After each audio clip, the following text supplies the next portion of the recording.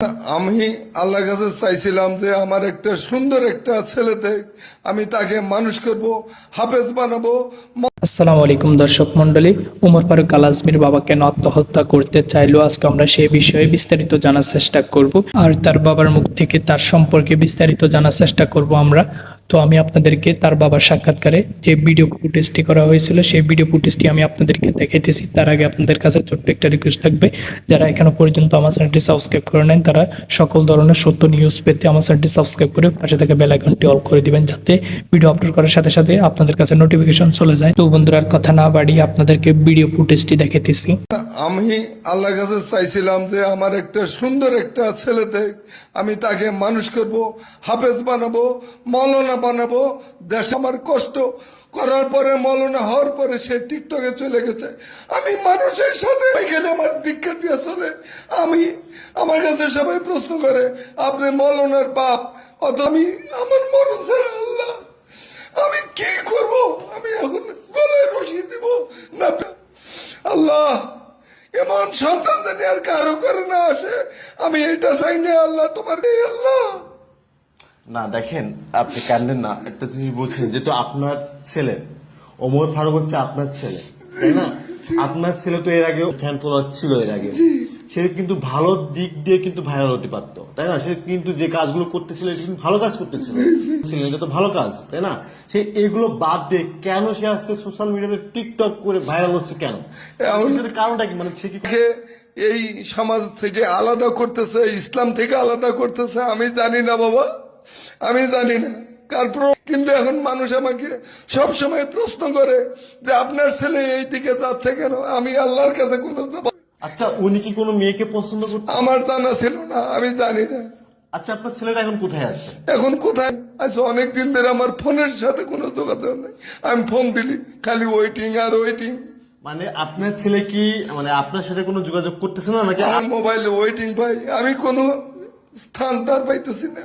আচ্ছা, আপনার ছেলে কি কোনো মেয়েকে পছন্দ করতেন কিনা একটু বলবেন? আমার জানা নাই। আপনার জানা নাই? আব্বু আমি একটা মেয়েকে পছন্দ করি বা আমি বিয়ে করব এমন না, আমাকে কোনোদিন বলে না, এই প্রস্তাব আমাকে আসে নাই। আসলে তো আমি ছেলেকে তার পছন্দ মতো একটা মেয়ে দেখে আমি বিয়ে দিতে পারতাম, কিন্তু আমার কাছে এরকম কোনো প্রশ্ন করে নাই। আচ্ছা, যেহেতু আপনার এলাকায় একটা নাম ডাক আছে, চুল কালার করতেছে, কি সব ধরনের মানে কাজকর্ম করতেছে, এই বিষয়ে কোনো কিছু এলাকার লোকজন আপনাকে বলতেছে কিনা? হ্যাঁ, অনেকেই বলতেছে। ঘর থেকে আমি বাইরে হতে পারতেছি না, যে দেখে খালি কাছে হুজুর আপনার ছেলে টিকটক আজকে দেখে আসলাম, আপনার ছেলেকে কোনো প্রশ্নের উত্তর না দিয়ে আমি মাথা নিচু করে চলি। এখন চলাও বাদ দিয়ে দিছি, ঘর থেকে বাইরেও বাদ দিয়ে দিছি। আমি সমাজে কোনো মুখ দেখাইতে পারতেছি না, আমার মানুষে খালি দীক্ষা দিচ্ছে। আমি কি করব? আমি নিজে কোনো কিছুই বুঝতে পারতেছি না। একটা স্বপ্ন ছিল যে আপনার ছেলে বড় একজন আলেম হবে, মানুষের নামাজের দাওয়াত দিবে, বা ওনার পিছনে হাজার হাজার মানুষ নামাজ পড়বে, এমন তো আপনার একটা স্বপ্ন ছিল। এখন এই স্বপ্নটা তো আপনার ছেলে ভেঙে দিচ্ছে। এখন আপনি আপনার ছেলেকে কি করবেন? এখন আমার তো অনেক স্বপ্ন ছিল যে বিশ্বের সেরা একটা মৌলানা হবে, কিন্তু সেটা থেকে আমি বঞ্চিত হয়ে গেলাম। আমি তো আল্লাহর কাছে এটা চাই নাই। আল্লাহর কাছে চাইছিলাম ভালো একটা সন্তান দাও, ভালো একটা হাফেজ দাও, ভালো একটা মৌলানা বানাও। কিন্তু আমি এখন সবার কাছে একদম ঘৃণার পাত্র হয়ে গেছি। আল্লাহ আমাকে কি দিয়ে ক্ষমা করবে? কোনো অপরাধ আমি আল্লাহর কাছে করছি কিনা আমার জানা নাই। তারপরে যদি অপরাধ করে দেখি, মনে হয় সেই অপরাধের পরিপ্রেক্ষিতে আমাকে এই অবস্থান দেখাচ্ছে। আল্লাহ দর্শক শ্রোতা, একটা কথা আমি বলি, দেখেন, প্রতিটা পিতা মাতায় কিন্তু একটা স্বপ্ন থাকে তার সন্তানকে নিয়ে। এই সন্তান যখন খারাপ দিকে চলে যায়, পিতা মাতার কিন্তু চাপ চলে আসে। তেমনই কিন্তু আমার পাশে যে বাবাটা বসে আছেন, এই বাবাটি হচ্ছে, আপনারা হয়তো বা জানেন যে টিকটকে ভাইরাল হয়েছে। এই যে ছেলেটা একটা মেয়েকে ভালোবাসে, আমরা শুনেছি যতটুকু, কিন্তু তার আব্বু কিন্তু এটা বলতে পারে নাই আমাদেরকে।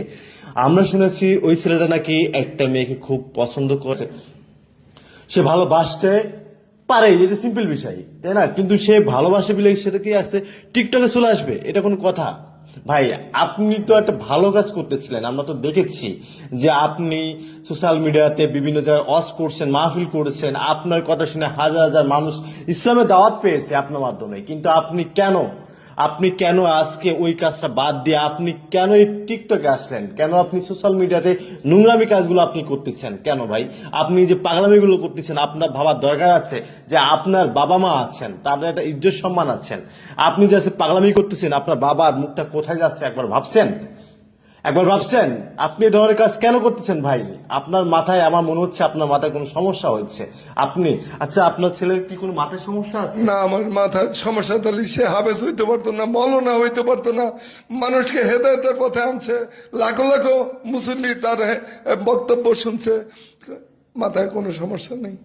দর্শক মন্ডলী, এতক্ষণ পর্যন্ত আপনারা তার বাবার মুখ থেকে সম্পূর্ণ কথাগুলো শুনলেন। এখান থেকে আপনারা কি বুঝতে পারছেন? অবশ্যই আপনাদের মূল্যবান মতামত কমেন্ট বক্সে জানাবেন, আর বেশি বেশি ভিডিওটি শেয়ার করে দিবেন, সবার মাঝে ছড়িয়ে দিবেন। তো আজকে ভিডিওটি পর্যন্ত, দেখা হচ্ছে অন্য কোনো ভিডিওতে।